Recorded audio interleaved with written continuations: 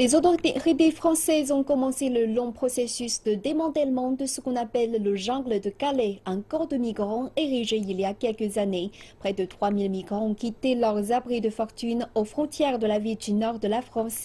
Les autorités disent espérer que le reste des migrants, environ 4000 d'entre eux, vont quitter les lieux d'ici vendredi. Pièce par pièce, la jungle est démantelée. Tard mardi, des travailleurs mandatés par les autorités ont débuté le processus de raser les abris de fortune des résidents qui ont été évacués de Calais par autobus.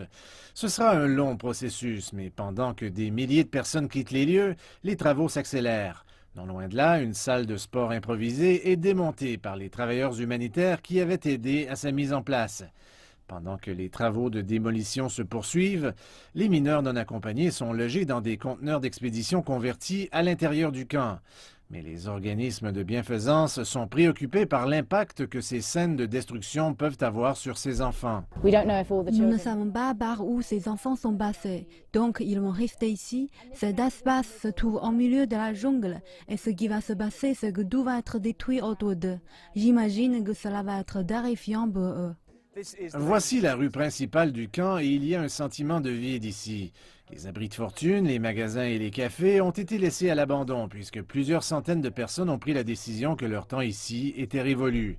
Ceux qui ont quitté attendent patiemment la suite des choses et un avenir incertain. Les migrants passent un à un à travers les tentes à l'arrière de ce hangar.